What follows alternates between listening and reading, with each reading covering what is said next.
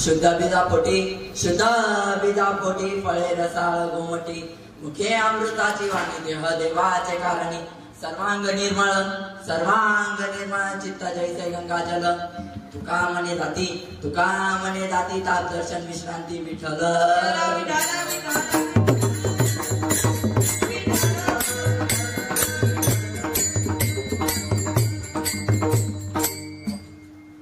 महायोग पीठे तटे विमरत्यम वरम पुंडलिकाय धातो मुनिद्रे समागत्य तिष्ठं तमानंद कंदम परब्रह्म लिंगम भजे पांडुरंगम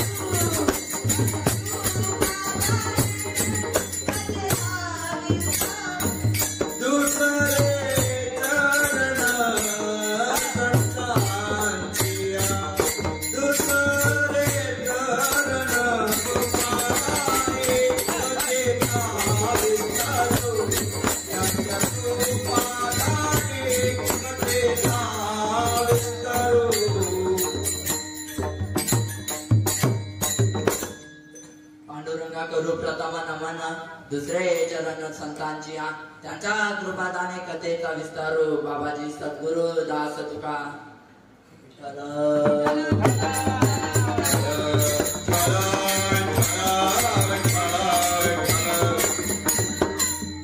प्रस्तुत प्राप्त प्रसंगी कीर्तन रूपी सेविकर्ता निवडलेला अभंग जगद्गुरु जगतवंदनीय महान भक्त महान साधू महान वैराग्य पंचम वेद निर्माते देव निवासी श्री संत तुकाराम महाराजांचा 4 जणांचा उत्कृष्ट असा अभंग सेवेसाठी घेतलेला आहे विठ्ठल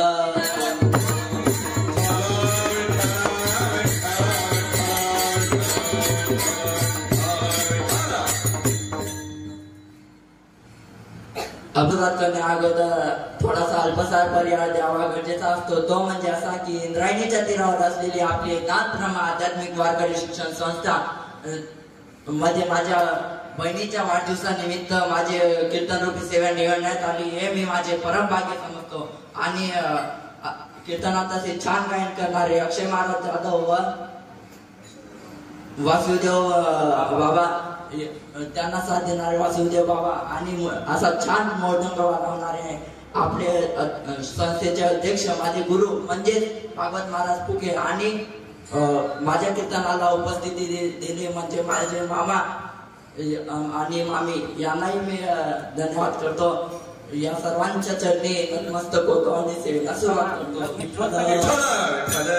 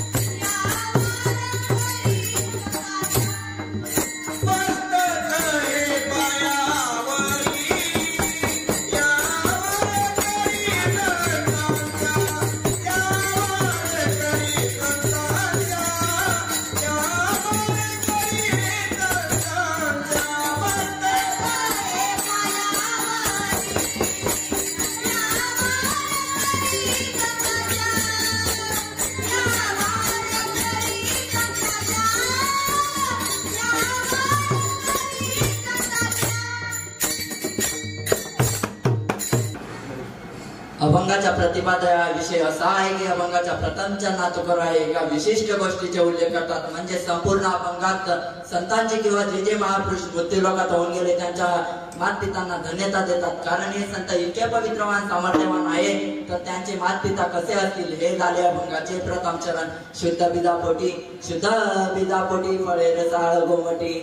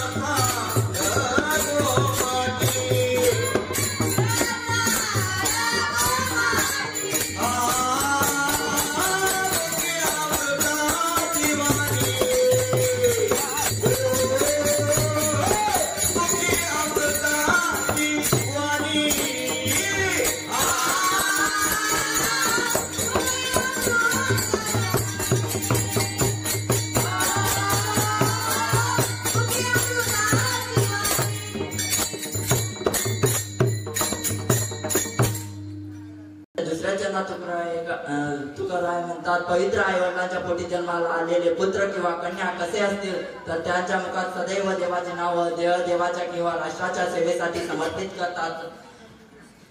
हे झाले अभंगाचे दुसरे चरण.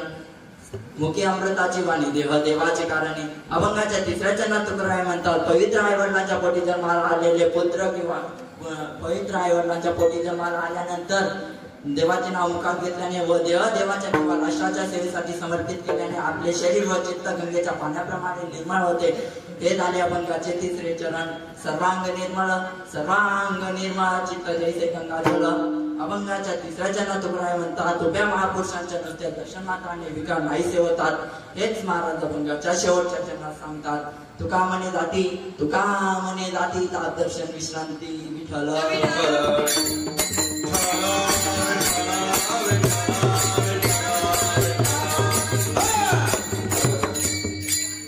आता अभंगाचा सरळ अर्थ झाला. ज्यांना वाटत असेल आपण झोपून घ्यावे त्यांनी बिंदास झोपा, कारण तुम्ही जरी झोपले तरी मी आहेच तुम्हाला उठवायला. विठ्ठल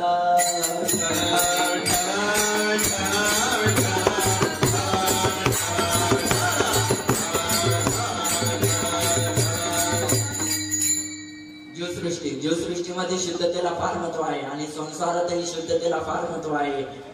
मनुष्याचे मन शुद्ध पाहिजे, करोनी शुद्ध मन नारायण स्मरावा. जे अन्न आपण सेवन करतो ते अन्न शुद्ध पाहिजे. अन्नाचे 3 प्रकार गीतेत सांगितलेले आहे. पहिलं फलाहार, दूध, तूप, शाकाहार यास सात्विक आहार म्हणतात. दुसरं जास्त तिखट तळलेले पदार्थ यास राजस आहार म्हणतात. तिसरं सडलेले शिळे करपलेले यास तामस आहार म्हणतात. मी काय सांगतो, अन्नाची शुद्धता. विठ्ठल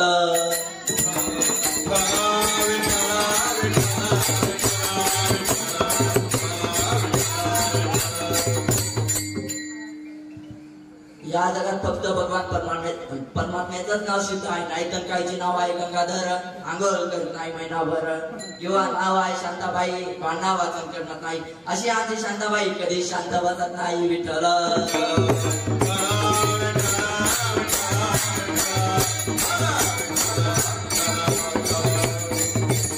म्हणून या जगात फक्त भगवान परमात्म्याचंच नाव शुद्ध आहे. सुदामाच्या अंगी शुद्ध भाव होता म्हणून सुदामा नगरी सोन्याची झाली. सुदामा ब्राह्मण दुखी दरिद्र पडीला, मुष्टे पोळी घेऊन त्याच्या भेटीला गेला. विठोबाचा धर्म जागो, त्याच्या चरणी लक्ष लागो. देशशुद्धी. ज्या ठिकाणी संतांचे वास्तव्य आहे, जेथे मुले जुगार मटका खेळत नाही, तो देश, तो जिल्हा, तो तालुका शुद्ध आहे. पवित्र ते कुळ पावन तो देश.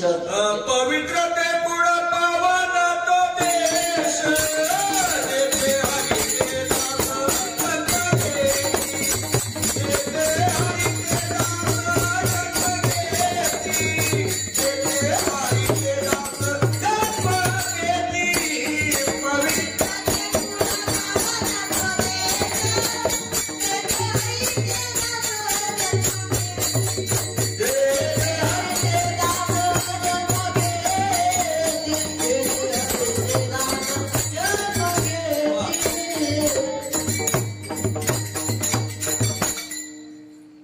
द्रव्याची शुद्धता ही दान केल्याने असते. ज्यांना ज्यांना वाटत असेल आपले धन शुद्ध व्हावे त्यांनी बिंदास दान केले पाहिजे. नाहीतर काही काम सोडते दुकान मटका यामध्ये लाखो रुपये वाया जातात पण देवाच्या ठिकाणी एकही रुपया देत नाही. मी तुम्हाला कुठे पैसा खर्च करावा कुठे वाचवा हे सर्वात आधी कळायला पाहिजे. मी तुम्हाला एक दृष्टांत सांगतो. आधी भजन करा विठ्ठल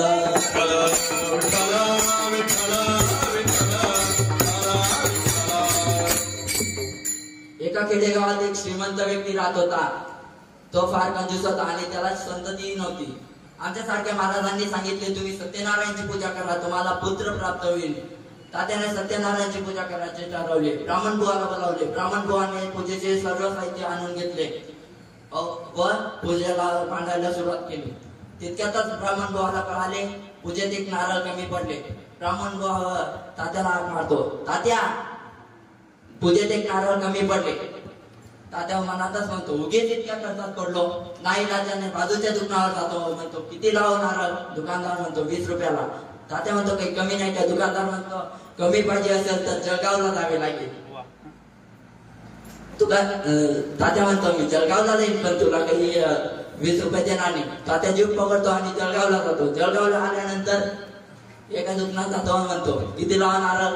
दुकानदार म्हणतो 18 रुपयाला. 18 रुपयाला म्हटल्यानंतर तात्या म्हणतो काही कमी नाही का. दुकानदार म्हणतो कमी पाहिजे असेल तर पाचोऱ्याला जावे लागेल.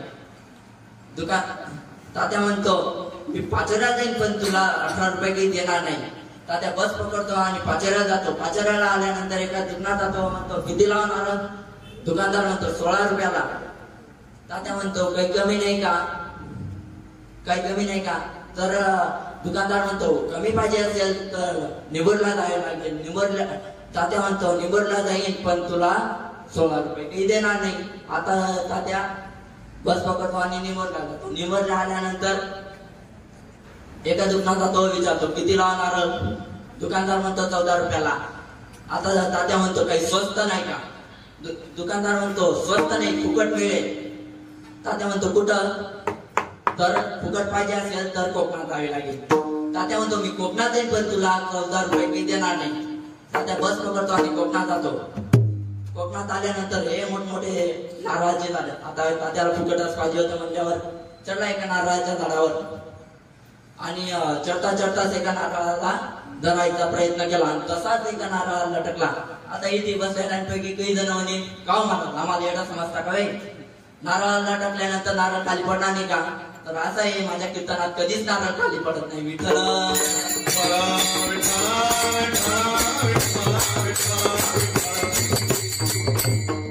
त्याचं सदैव इतकं चांगलं तिथूनच एक उंटाला दादा जात होता. त्यानं उंटाले दादाला हात मारले. ओ उंटाले दादा ओ उंटाले दादा इकडे या मला खाली उतरा. उंटाला दादा त्याच्याजवळ जातो आणि म्हणतो मी तुला खाली उतरवतो पण तू मला काय देशील.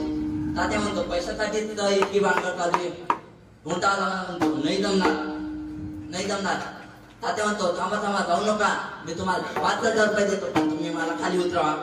उंटाला दादा उंट झाडाच्या खाली उभं करतो पण तात्याचे पाय काही उंटावर पोहोचत नव्हते. तात्या म्हणतो उंटाला दादा मी तुम्हाला 5,000 रुपये देतोय ना तुम्ही उंटाच्या पाठीवर उभे राहा आणि मला खाली उतरवा. आता तात्या आता उंटाला दादा उंटाच्या पाठीवर उभे राहत्या आणि तात्याचे पाय पकडायची कोशिश करत्या पण तात्याचे पाय काय हातात येत नव्हते. तात्या म्हणतो उंटाला दादा तुम्ही अशी उडी मारा माझे पाय तुमच्या हातातच यायला पाहिजे. उंटाला दादा अशी उडी मारत्या तात्याचे पाय हातातच येत्या पण उंटाला असा हिसका बसतो. उंटाला बरोबर कळाले आता हा उतरला आणि तो का काही गाडी का हो मला सांगा गाडी का. ब्रेक दाबला तर थांबलं क्लच सोडलं तर चाललं ते जात निघून. आता तात्या उंटाला दादाला 5,000 रुपये देणार होते. आता ऐका उंटाला दादा म्हणतो तात्या मी तुम्हाला 10,000 रुपये देतो पण तुम्ही हात काही सोडू नका. तात्या विचार करतो 10,000 ला किती मोठी पेटी लागेल आणि असे हात करतो आणि तसेच एका इरीच्या फांदीवर अटकतात. ते म्हणता ना आसमानचे गिरेवर खजूर मिळते तसंच गमत झाली. आता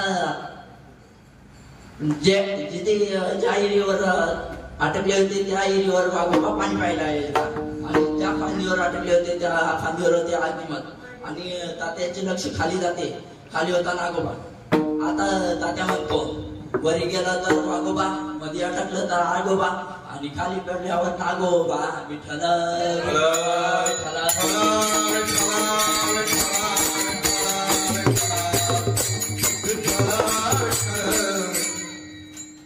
आता कितीला पडली हो सत्यनारायणची पूजा, म्हणून शुद्धतेला फार महत्व आहे.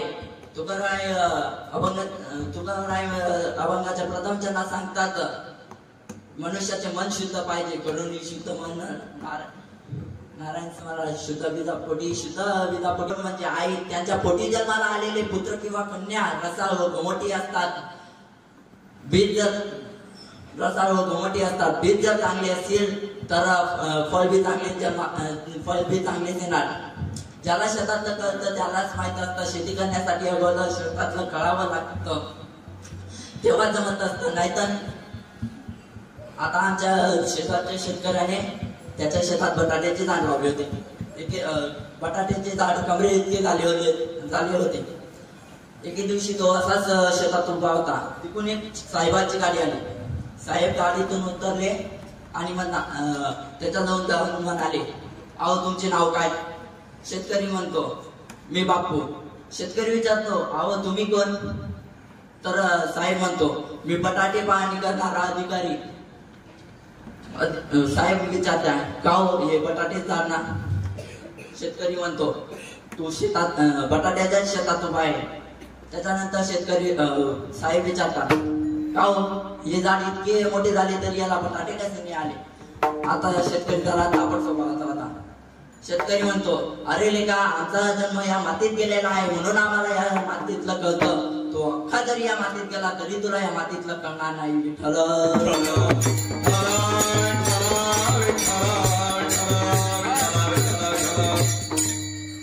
एक बीज केले नाश तेव्हा भोगिले कणीस. एक बीज केला नाश मग भोगिले कणीस.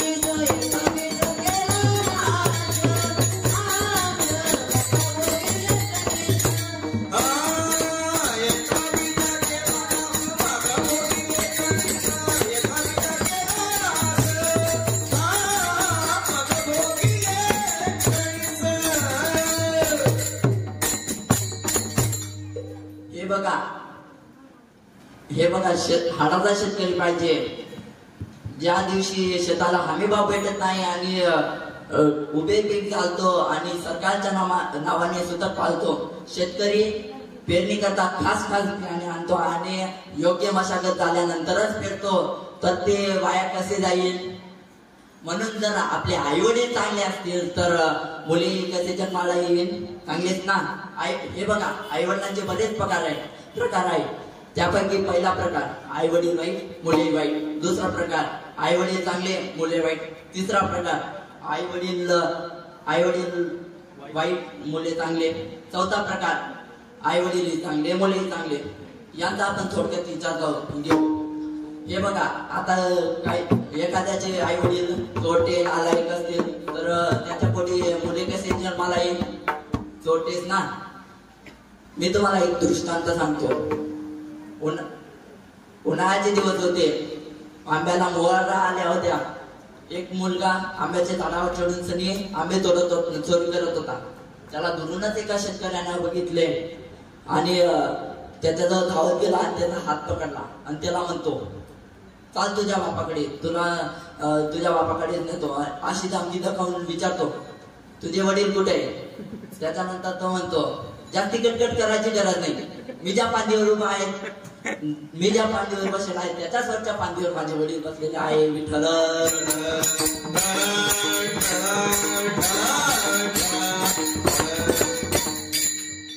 मी तुम्हाला अजून एक दृष्टांत सांगतो. एक शेतकरी होता. गरिबीची परिस्थिती, त्याला 2 मुले होती. गरिबीची परिस्थिती असल्यामुळे तो त्याच्या लहान मुलाला सांगतो, 12 वर्षाच्या मुलाला सांगतो, जा रे बाळ्या, सावकार काकाकडून 100 रुपये घेऊन ये. आता एक आठ त्याला नालायकच होत. बाळ्याला तो सावकार काकाकडे आणि सावकाराला दारेतूनच आवाज देतो, सावकार काका, अहो सावकार काका. सावकार काका बाहेर आले. सावकाराला पाहून हा जोरजोरात हसायला सुरुवात केली. आता सावकार म्हणतो, का असतो रे बाळ्या? बाळ्या म्हणतो, बाळा म्हणतो काही अहो काका तुम्ही इतके झाड आहे जर तुम्ही मेले तर तुम्हाला चौकटीच्या बाहेर कसे काढायचे. तर सावकाराला राग आला आणि सावकाराने त्याच्या दोन कानाखाली वाजवले आणि आतल्या खोलीत कोंडून ठेवले. आता एक तास झाला. याच्या वडिलांना चिंता वाटायला लागली. एक काका अजून कसं येत नाही. त्याच्यामुळे तो त्याच्या 14 वर्षाच्या मुलाला सांगतो जा रे चिम्या सावकार काकाकडून 100 रुपये घेऊन ये आणि तुझ्या लहान भावालाही घेऊन ये. आता चिम्या जातो आणि सावकाराला दारेतूनच आवाज येतो सावकार काका हो सावकार काका. सावकार बाहेर आले. सावकाराला बघून हाही हसायला लागला. सावकार म्हणता का तरी चिम्या म्हणतो मी नंतर सांगतो पहिले माझा भाऊ तुमच्याकडे 100 रुपये घ्यायला आलता तो कुठं आहे. सावकार म्हणतात ठेवलाय आपल्या खोलीत कोंडून. तर का तो म्हणतो सावकार काका तुम्ही इतके झाड आहात जर तुम्ही मेलात तर तुम्हाला चौकटीच्या बाहेर कसे काढायचे. आता चिम्या म्हणतो त्यात काय अवघड पहिले तुमचे बारीक तुकडे करायचे आणि तुम्हाला चौकटीच्या बाहेर काढायचे. आता सावकाराला खूप राग आला. सावकाराने याच्याही 2 कानाखाली वाजवल्या आणि याला आतल्या खोलीत कोंडून ठेवले. आता 1 तास झाला 2 तास झाला. याच्या वडिलांना चिंता वाढायला लागली. हे काटे अजून कसे येत नाही. त्यामुळे तो स्वतः गेला आणि सावकाराला दारीतूनच आवाज दिला सावकार अहो सावकार बाहेर आले. सावकाराला बघून हाही हसायला लागला आणि सावकार म्हणतो का हसता हो. त्यानंतर तो म्हणतो ते मी नंतर सांगतो पहिले मला एक सांगा माझी दोघी मुलं तुमच्याकडे 100 रुपये मागायला आली ते कुठे. सावकार म्हणतो ठेवले आतल्या खोलीत कोंडून. तर का पहिला म्हणतो काका तुम्ही इतके जाणार तुम्ही जर मेलात तर तुम्हाला चौकटीच्या बाहेर कसे काढायचे. आणि दुसरा म्हणतो त्यात काय अवघड पहिले तुमचे बारीक तुकडे करायचे आणि तुम्हाला चौकटीच्या बाहेर काढायचे.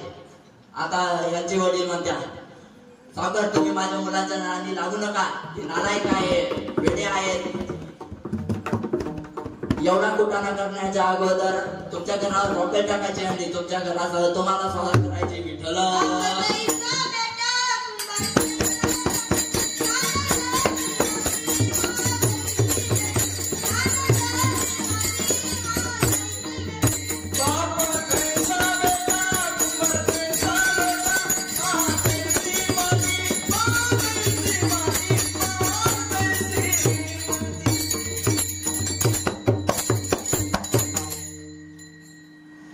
आता दुसरा वर्ग आई वडील चांगले मुले वाईट.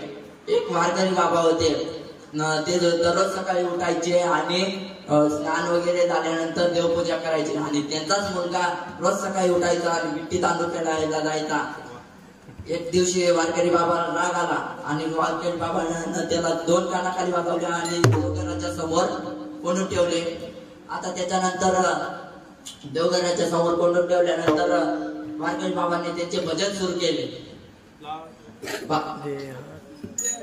देहातीची जोडी भगवती दास देवा उघडदार देवा आता उघडदार देवा उघडदार देवा आता उघडदार देवा.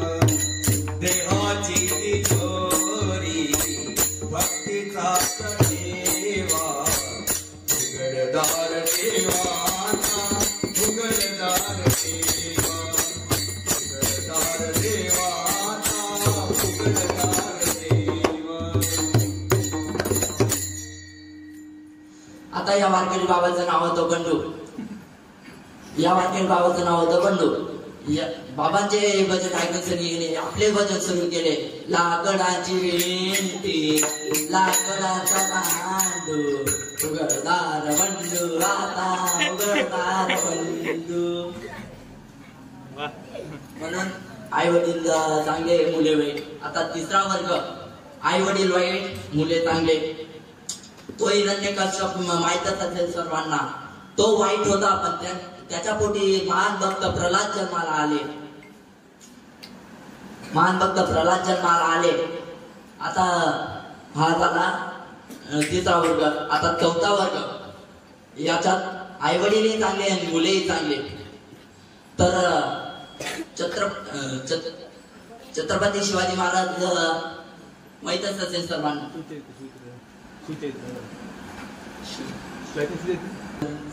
ते चांगले होते कारण मासाहेब जिजाऊ राजमाता चांगल्या होत्या. शहाजी राजे चांगले होते म्हणून त्यांच्या पोटी छत्रपती शिवाजी महाराज चांगले जन्माला आले. छत्रपती शिवाजी महाराज चांगले होते त्यामुळे त्यांच्या पोटी धर्मवीर संभाजी महाराज चांगले जन्माला आले. पुत्र बाबा ऐसा गुंडा गुंडा पुत्र बाबा ऐसा गुंडा पुत्र बाबा ऐसा गुंडा पुत्र बाबा ऐसा गुंडा पुत्र बाबा ऐसा गुंडा गुंडा पुत्र बाबा ऐसा गुंडा पुत्र बाबा ऐसा गुंडा पुत्र बाबा ऐसा गुंडा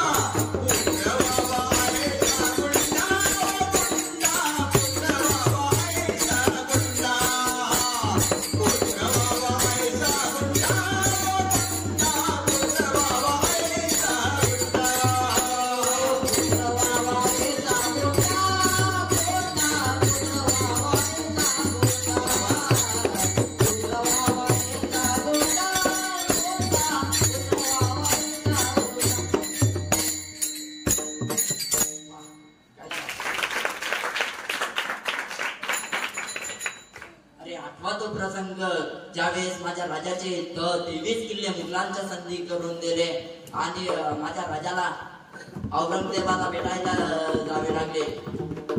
9 वर्षाचे संभाजीराजे सोबत होते.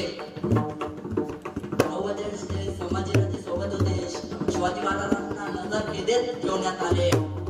एके दिवशी संभाजीराजे बादशाहच्या दरबारात विदाय करत होते.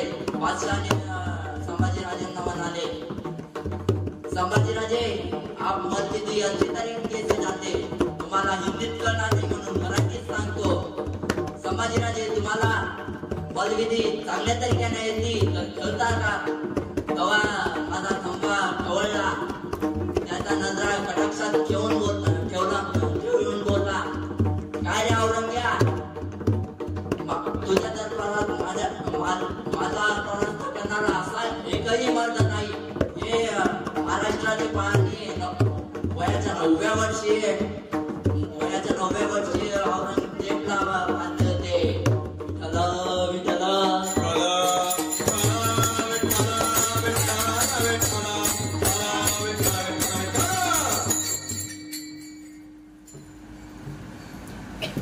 आता सर्व वर्ग झाले म्हणून चांगल्या मुलांच्या बोलण्यात अमृत असते.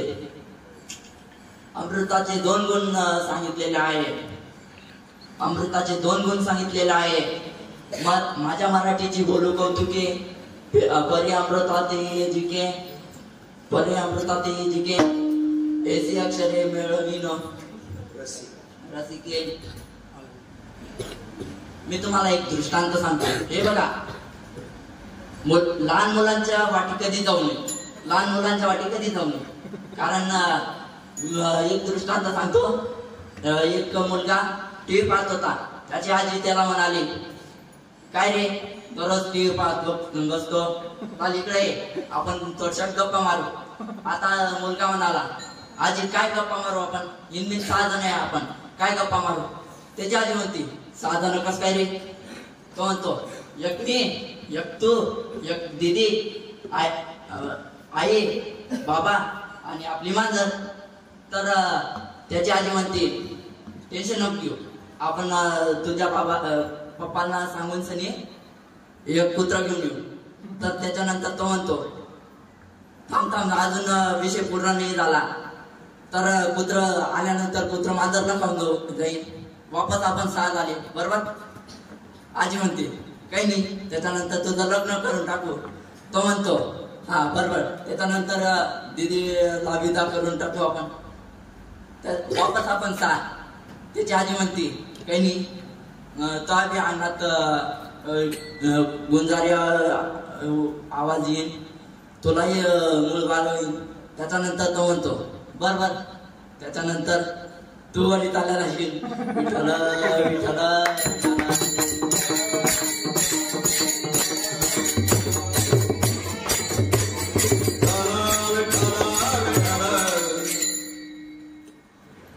अभंगाच्या 3ऱ्या चरणात तुकाराय म्हणतात, अभंगाच्या 3ऱ्या चरणात तुकाराय म्हणतात सर्वांग निर्मळ, सर्वांग निर्मळ, सर्वांग निर्मळ, सर्वांग निर्मळ.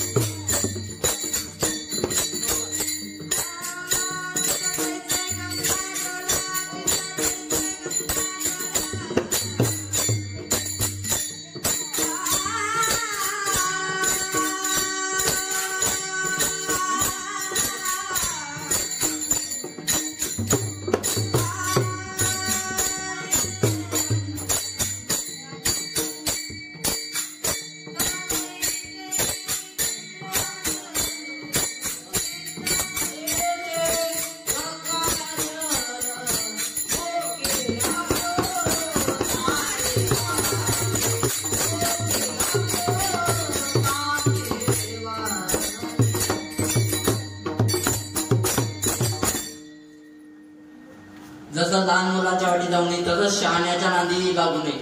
मी तुम्हाला अजून एक दृष्टांत सांगतो. एक व्यक्ती खेडेगावातला व्यक्ती विदेशात शिकायला होता. तो त्याच्या गावात येतो आणि सर्वांना म्हणू लागतो, मला कोणताही प्रश्न विचारा मी त्याचं उत्तर देईनच, मला कोणताही प्रश्न विचारा. आणि असं गावाले त्याला प्रश्न विचारतात, तो उत्तर देतो. एके दिवशी ग्रामपंचायत भरली होती. त्याच्यामध्ये त्याला पुढे बोलावले, सरपंचाने त्याला पुढे बोलावले आणि त्याला सांगितले, तुम्ही थोडेसे काही 2 शब्द बोला स्टेजवर येऊन. त्यांनी वापस म्हणायला सुरुवात केली, तुमच्या मनात जो प्रश्न असेल तो मला विचारा, मी तुम्हाला त्याचं उत्तर देईनच. आता म्हणून तो म्हणाला, कोण विचारतो मला प्रश्न? त्याच्यातून एक शहाणा उभा राहिला. त्याच्यानंतर तो म्हणाला, इकडे या स्टेजवर या आणि मला प्रश्न विचारा. तर म्हणून गावातले लोक त्याला म्हणतात, असा प्रश्न विचार, यानं उत्तर द्यायला पाहिजे. तो म्हणतो, तुम्ही चिंता कशाला करता, मी आपला असा प्रश्न विचारतो, याच्या दिमागाचा बाहेर देतो. तो जातो स्टेजवर आणि स्टेजवर गेल्यानंतर त्याला विचारतो, टप गुल गुल गुल म्या, याचा अर्थ सांग म्हणे. तर तो चक्रात पडतो. तो अर्धा तास विचार करतो, याचा अर्थ काय असेल, याचा अर्थ काय असेल. त्याच्यानंतर त्याला काही अर्थ कळाला नाही. तो म्हणतो, मला याचा अर्थ माहित नाही, तुम्हीच सांगून द्या. तो म्हणतो, अरे आम्ही गावातले म्हणून मी तुला असा प्रश्न विचारला. टप म्हणजे झाडावरून कवट पत्रावर पडलं, ते गडबडत खाली आलं, म्हणजे गुल गुल गुल गुल गुल. आणि ते येऊन सनी एका शेळीच्या पाठीवर आदळलं. त्या शेळीच्या पाठीवर आदळलं, ती शेळी कशी करते, म्या. तर त्याच्यामुळे शहाण्याच्या नांदी कधीच लागू नये.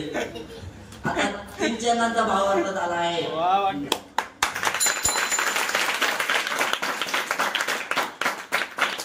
आता 3 जणांचा भाव वाटत आला आहे, त्यामुळे आपण विठोबा रखुमाईचे भजन करू. विठ्ठल रखुमाई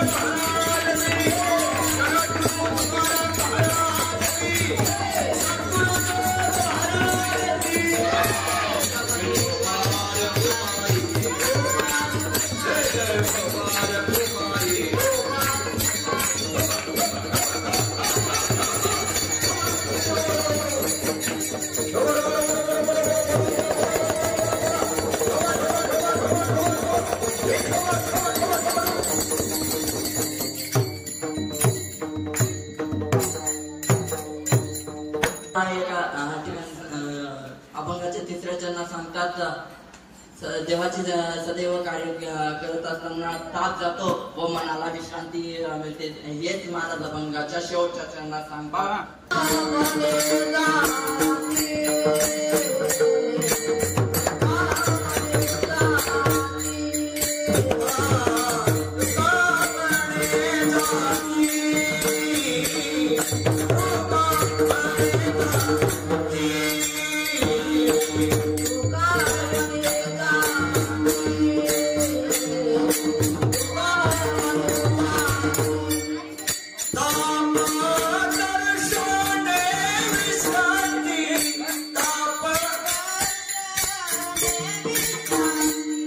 Stop!